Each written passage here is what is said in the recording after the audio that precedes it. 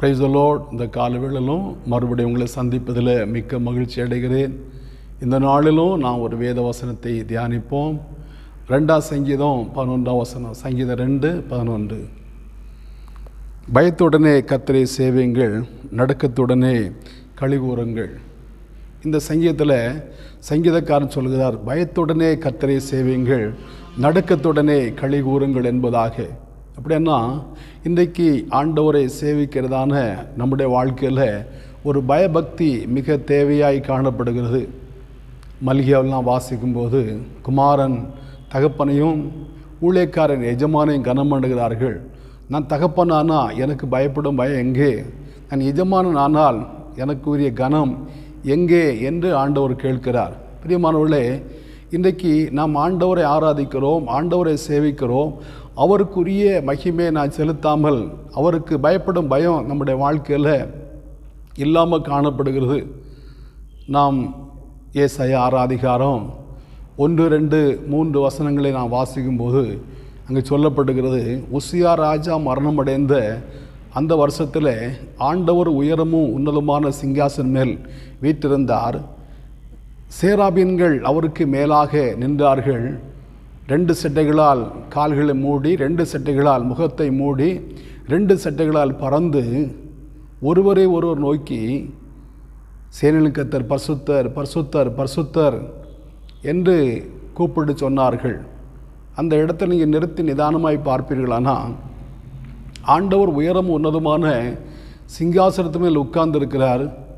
இந்த சேராபீன்கள் அவருக்கு முன்பதாக நிற்க முடியவில்லை. ஐயோ, இந்த பரிசுத்தமான தேவனு முன்பதாக எப்படி நிற்பது என்று சொல்லி கால்களை மூடுகிறார்கள். இந்த பரிசுத்தமான தெய்வத்தை எப்படி நம்முடைய கண்களை திறந்து பார்ப்பதுன்னு சொல்லி 2 செட்டைகளால் முகத்தை மூடுகிறார்கள்.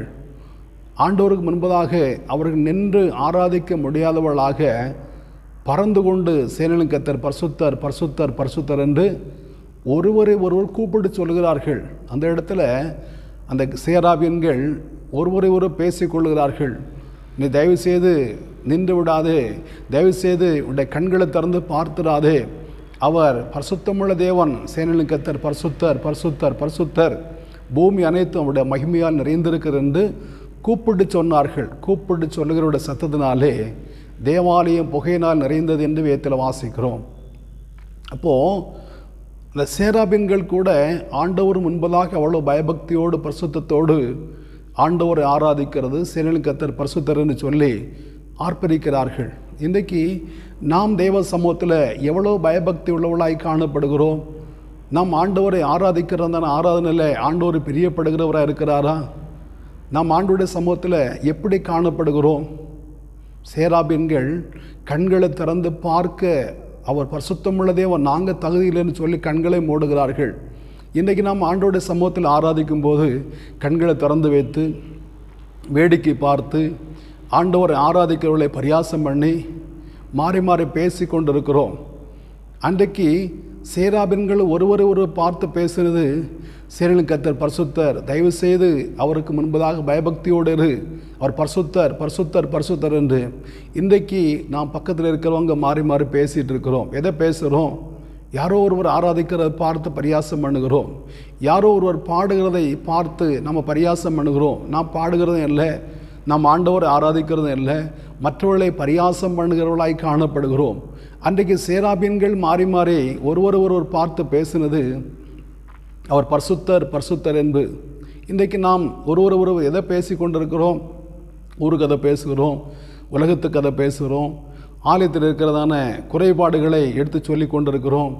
ஆண்டோட சமூகத்தில் ஆண்டோட பிரசன்னத்தை பார்க்கறது இல்லை, ஆண்டோட பிரசன்னத்தை அனுபவிக்கிறது இல்லை, ஆண்டவரை நாம் துதிக்கிறது இல்லை, ஆராதிக்கிறது இல்லை.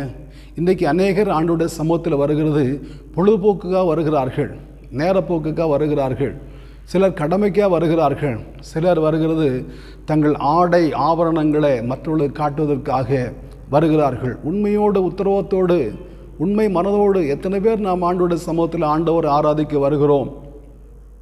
63 சங்கீதத்தில் தாவீது சொல்கிறார். தாவீது எந்த எதிர்பார்ப்போடு வருகிறாரு?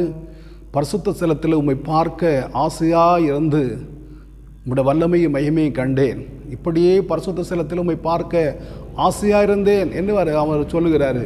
இப்போ தாவீது ஆண்டவருடைய ஆலயத்து வந்தது ஆண்டவரை பார்ப்பதற்காக, அவருடைய பிரசன்னத்தை உணர்வதற்காக, ஆண்டவருடைய மகிமையை பார்ப்பதற்காக. இன்றைக்கு நம்மில் எத்தனை பேர் ஆண்டவருடைய பிரசன்னத்தை அனுபவிப்பதற்காக, ஆண்டவரோடு பேசுவதற்காக வருகிறோம்? இன்றைக்கு ஆண்டவருடைய சமூகத்தை நாம் செய்கிறதான காரியம் என்ன? நாம் ஆண்டவரை உண்மையோடு ஆராதிக்கிறோமா? உண்மையோடு அவரை பாடுகிறோமா? இயேசு சொல்லுகிறார், பிதாவை தொழுது கொள்ளுகிறவர்கள் ஆவியோடும் உண்மையோடும் தொழுது கொள்ள வேண்டும். தம்மை தொழுது கொள்ளுகிறவர்கள் அப்படிப்பட்டவளை இருக்க வேண்டும் என்று பிதாவானவர் விரும்புகிறார். இன்றைக்கு நாம் ஆண்டவரை ஆராதிக்கிற ஆராதனை ஆண்டவருக்கு பிரியமான ஆராதனையாய் காணப்படுகிறதா? பிதாவானவர் விரும்புகிற ஆராதனையாக நம்முடைய ஆராதனை காணப்படுகிறதா என்பதை நான் சற்று யோசித்து பார்க்க வேண்டியது தேவையாக இருக்கிறது. ஏதோ கடமைக்காக ஆலயத்து போகிறதுனால எந்த பயனும் இல்லை. நாம் போய் எதையாகிலும் பெற்றுக்கொள்ள வேண்டும். வெறுமனையாக வந்து வெறுமனையாக போகிறதில்லை. ஆண்டோடைய ஆலயத்தில் போய் எதையாகிலும் நாம் பெற்றுக்கொள்ளாமல் திரும்பி வரக்கூடாது. எதையாகிலும் நாம் ஆண்டோட சமூகத்திலிருந்து பெற்றுக்கொள்ள வேண்டும். ஆண்டோடைய ஆலயத்துக்கு போகும்போது ஒரு எதிர்பார்ப்போடு போக வேண்டும். அந்நாள் தேவ சமூகத்தில் போய் ஜெபம் பண்ணினாள். பாருங்க, 2 நாளாகமும் 7, 14, 15, 16 வாசிக்கும் போது அங்கே சொல்லப்படுகிற இந்த இடத்துல செய்யப்பட்ட ஜெபங்களுக்கு என்னுடைய கண்கள் திறந்தவைகளும் செவிகள் கவனிக்கிறதுமா இருக்கும். நான் இந்த இடத்தை விரும்பினபடினாலே என்னுடைய இருதயமும் கண்களும் என்னால் எங்கேயே வாசம் பண்ணும் என்று ஆண்டவர் சொல்லுகிறார். அப்படியானா ஆலயத்தில் ஆண்டவர் வாசம் பண்ணுகிறார். அவருடைய வாசஸ்தலம், அவர் தங்கி இருக்கிறதான இடம். அப்போ அவருடைய சமூகத்தில் போய் நாம் சில கோரிக்கைகளை வைக்கும்போது அவைகளை பெற்றுக்கொள்வோம். அந்நாள் தேவ சமூகத்தில் போய் அழுது விண்ணப்பம் பண்ணினாள். அப்புறம் அவள் துக்கமுகமாக இருக்கவே இல்லை. அவள் எதுக்காக விண்ணப்பம் பண்ணினாலோ அந்த காரியத்தை பெற்றுக்கொண்டாள். எசேக்கியா ராஜா தேவாலயத்தில் போய் அந்த நிருபத்தை சரகரிப்பு அனுப்புறதான நிருபத்தை திறந்து வைத்து கர்த்தாவே பாரும், கர்த்தாவே கேளும் என்று சொல்லி விண்ணப்பம் பண்ணினார். அந்த விண்ணப்பத்தை ஆண்டவர் கேட்டு உடனே ஒரு தூதனை அனுப்பினார். அந்த தூதன் 185,000 அசீரியரை கொன்று போட்டான் என்று வாசிக்கிறோம். இப்போ ஆலயத்தில் வந்து நான் விண்ணப்பம் பண்ணுகிறதான விண்ணப்பத்தை ஆண்டவர் கேட்கிறார். நம்முடைய ஜெபத்துக்கு பதில் தருகிறார். ஆண்டோடைய கண்கள் திறந்து காணப்படுகிறது. ஆண்டோடைய செவிகள் திறந்து காணப்படுகிறது. நாம் மாறி மாறி பேசுகிறதை ஆண்டோடைய கண்கள் காண்கிறது. நாம் மற்றவர்களை பரியாசம் பண்ணுகிறதை ஆண்டோடைய செவிகள் கேட்கிறது. அப்போ நமக்கு நன்மை செய்வாரா இல்லை நம்மை கடிந்து கொள்வாரா என்பதை நாம் ஆராய்ந்து பார்க்க வேண்டியது அவசியமாக இருக்குது. ஆண்டோடைய ஆலயத்துக்கு வருகிறோம், எதையாயிலும் பெற்றுக்கொள்கிறோமா? அந்த தேவாலயத்தில் ஒரு சூமன கை உள்ளவன் இருந்தான் என்று வாசிக்கிறோம். எத்தனை வருடம் வந்தான்னு தெரியாது. ஆனால் ஒரு நாள் ஒரு எதிர்பார்ப்போடு வந்தான். லூக்கா 6:6 வாசிக்கும் போது சூம்பன வலது கையை உடைய ஒரு மனுஷன் இருந்தான் என்று வாசிக்கிறோம். ஆண்டவருடைய சூம்பன கையை சுகமாக்கி அனுப்பினார். இன்றைக்கு பிரச்சனையோட எவ்வளோ நாட்கள் ஆலயத்து வருகிறீங்க. இந்த பிரச்சனையிலிருந்து ஒரு விடுதலை பெற்றுக்கொள்ள வேண்டும் என்கிற எதிர்பார்ப்போடு வருகிறீர்களா? அல்லது கொண்டு வந்த பிரச்சனையை அப்படியே சுமந்து கொண்டு திரும்ப போகிறீர்களா? ஒரு கூனியாகிய ஸ்திரீ ஆலயத்துக்கு வந்தாள். 18 வருடமாக பிசாசு அவளை கட்டி வைத்திருந்தான். ஆனால் ஒரு நாள் அவள் ஒரு எதிர்பார்ப்போடு வந்தா. ஐயோ, எவ்வளோ நாள் தேவாலயத்துக்கு போகிறேனே, இன்றையாகிலும் எனக்கு ஒரு விடுதலை கிடைக்குமா என்கிற எதிர்பார்ப்போடு வந்தாள். அன்றைக்கு அவள் சுகமாக்கப்பட்டவளாக திரும்பி போனாள். பிசாசு கட்டியிருந்த கட்டை ஆண்டவர் அவிழ்த்து அவளை மகிழ்ச்சியோடு அனுப்பினார். அருமையான தேவனுடைய பிள்ளைகளே, நாம் ஆலயத்துக்கு போகும்போது ஒரு எதிர்பார்ப்போடு போக வேண்டும். கடமைக்காக போவோமானா எந்த பயனுமே இல்லை. ஒரு மற்றவர்கள் பார்ப்பதற்கு நாம் போவோமானா எந்த பிரயோஜனமும் இல்லை. ஆண்டவரை பார்க்க வேண்டும், நம்முடைய இருதயத்தை பார்க்க வேண்டும், நம்முடைய அங்கலாய்ப்புகளை பார்க்க வேண்டும், நம்முடைய சிறுமையை ஆண்டவர் பார்க்க வேண்டும். லேயாளுடைய சிறுமையை கர்த்தர் கண்டாராம். ஆகாருடைய அங்கலாய்ப்பை கர்த்தர் கண்டாராம். நம்முடைய அங்கலாய்ப்பை ஆண்டவர் காண்கிறாரா? நாம் எவ்வளோ பிரச்சனையோடு கூட இருக்கிறோம். இவைகள் ஆண்டவர் பார்க்க வேண்டும் என்கிற எதிர்பார்ப்போடு வருகிறோமா? நம்முடைய பிரச்சனைகளை ஆண்டோட இறக்கி வைக்க வேண்டும் என்கிறதான எதிர்பார்ப்போடு கூட வருகிறோமா? பயத்துடனே கர்த்தரை சேவியுங்கள், நடுக்கத்துடனே களிகூறுங்கள் என்று ஆண்டவர் சொல்கிறார். சங்கீதக்காரன் சொல்கிறார், நான் பயத்தோடு கூட ஆண்டவரை சேவிக்க வேண்டும். ஆண்டோட சமூகத்தில் வரும்போது ஆண்டவர் நம்மை பார்த்து நம்மை ஆஸ்வதிக்க வேண்டும். யாத்திராமத்தில் வாசிக்கும் போது அங்கே சொல்லப்படுக என் நாமத்தை பிரஸ்தாபப்படுத்துகிற எந்த ஸ்தானத்தில் வந்து நான் உங்களை ஆஸ்வதிப்பேன் என்று 20 அதிகாரத்தில் யாத்திராமத்தில் சொல்லப்பட்டிருக்கிறது. இப்போ ஆண்டவருடைய சமூகத்தில் வருகிற நம்மை ஆஸ்வதிக்க வேண்டும் என்று அவர் எதிர்பார்ப்போடு வருகிறார். நம் ஆஸ்வதத்தை பெற்றுக்கொள்ளாதவர்களாக, ஆஸ்வதிக்கப்படாதவர்களாக வந்த மன்னமாகவே நான் திரும்பி போய் கொண்டிருக்கிறோம். இந்த கால வேளையில் இந்த வார்த்தையை கேட்கிற அருமையான தேவனுடைய பிள்ளைகளே, நாம் தேவாலயத்துக்கு போகும்போது நம்முடைய நடையை காத்து கொள்ள வேண்டும்.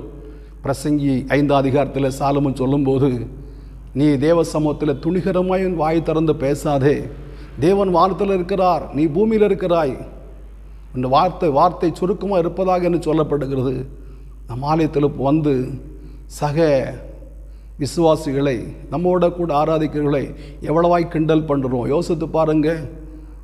அதே பிரசங்கி 5 சொல்லப்படுகிறது, நீ தூதன் முன்பதாக புத்தியனுமாய் இதை பேசுகிறேன் என்று சொல்லாதபடி எச்சரிக்கையாரு என்று சொல்லப்படுகிறது. தேவாலயத்தில் வரும்போது நம்முடைய சொந்த பேச்சை பேசக்கூடாது. நம்முடைய வார்த்தைகளில் கவனமாக இருக்க வேண்டும். நம்முடைய வார்த்தைகளில் மிக ஜாக்கிரதையாக இருக்க வேண்டும். ஆலயத்தை எதுக்கு வருகிறோம்? ஆண்டவரோடு பேசும்படி வருகிறோம். ஆலயத்தை எதுக்கு வருகிறோம்? ஆண்டவரை தரிசிக்கும்படி வருகிறோம். ஆலயத்தை எதுக்கு வருகிறோம்? ஆண்டவர் என்னை ஒரு வாரம் பாதுகாத்தீரே, உங்களுக்கு நன்றி சொல்கிறேன் என்று சொல்லி நன்றி சொல்லும்படியே வருகிறோம். இது இல்லாமல் நாம் வேறு நோக்கத்தோடு வருவோமானா, மற்றவர்கள் பார்க்க வேண்டும் என்று வருவோமானா, அல்லது எத்தனையோ பேர் பாருங்கள், ஆலயத்துக்குள்ளே இருந்து அங்கே ஆலயத்தில் இருக்கிற மற்றவர்களுக்கு வாட்ஸ்அப்பில் மெசேஜ் அனுப்பி கொண்டிருக்கிறார்கள், ஃபோட்டோ அனுப்பி கொண்டிருக்கிறார்கள். எவ்வளவு அவலமான தீமையான காரியம் பாருங்கள். என்னை கேட்கிற அருமையான தேவனுடைய பிள்ளைகளே, நீங்கள் பயபக்தியோடு கூட கர்த்தரை ஆராதிங்க, பயத்துடனே ஆண்டவரை சேவிங்க. உங்களை ஆண்டவர் ஆசிரித்து மென்மேலும் உங்களை ஆசிரிக்க வல்லவராய் காணப்படுகிறார். ஜெபிப்போமா? நல்ல பிதாவே, நன்றியோடு துதிக்கிறோம், வாழ்த்துறோம். இந்த காலவேளையிலும் ஆண்டவர் பயத்துடனே கர்த்தரை சேவிங்கள் என்று எங்களோட கூட பேசினீரே, நன்றி செலுத்துகிறப்பா. இன்றைக்கு ஆண்டவர் எங்களில் அநேகர் பயத்துடனே உண்மை சேவிக்காதவர்களாய் காணப்படுகிறார்களப்பா. ஆண்டவரே, சேராபீன்கள் உமக்கு முன்பதாக நிற்க அச்சப்பட்டு பாதங்களை மூடுகிறார்கள். உம்மை பார்க்க ஆண்டவரை தகுதியில்லை என்று சொல்லி முகத்தை மூடுகிறார்கள். உமக்கு முன்பாக நின்று ஆராதிக்க தகுதியில்லை என்று சொல்லி பறந்து கொண்டு ஒருவரை ஒருவர் பார்த்து, அவர் பரிசுத்தம் உள்ளவர், நீ உன்னை காத்துக்கொள் என்று சொல்லி கூப்பிட்டு சொல்லுகிறார்கள். அப்பா, சேனைகளின் கர்த்தர் பரிசுத்தர் பரிசுத்தர் பரிசுத்தர் என்று இன்றைக்கு கர்த்தாவே எங்களுடைய வாயின் வார்த்தை விதமாய் காணப்படுகிறது. துதிக்க வேண்டிய வாயில் கர்த்தாவே ஆண்டவரே கர்த்தாவே கனஈனப்படுத்துகிறப்பா. துதிக்கிற வாயில் பரியாசம் பண்ணுகிறோம் ஆண்டவரே. அந்த கர்த்தாவே தவறுகளை தயவாய் மன்னித்து தேவன் எங்களை ஆசீர்வதிக்கணும்னு ஜெபிக்கிறப்பா. அந்த காலவேளையில் ஆண்டவரே கர்த்தர் அந்த வார்த்தைகளை கேட்ட இப்போது ஜெபிக்கிற உம்முடைய பிள்ளைகளை ஆசீர்வதிப்பீராக. கர்த்தாவே உமக்கு ஸ்தோத்திரப்பா. என் நாமத்தை பிரஸ்தாபப்படுத்துகிற எந்த இடத்துல வந்து உங்களை ஆஸ்வதிப்பேன்னு சொல்லியிருக்கிற ஆண்டவரே, ஆலயத்து வரும்போது ஆஸ்வத்தை பெற்றுக்கொள்ளும்படியாக வருகிறவர்களாக தேவன் ஒவ்வொரு மாற்றணும் ஜெபிக்கிறோம். உடைய நல்ல நாமத்தை மையப்படுத்துங்க. இயேசு மூலம் பிதாவே, ஆமேன் ஆமேன். ஆண்டவர் நம்மை ஆஸ்வதிப்பாராக.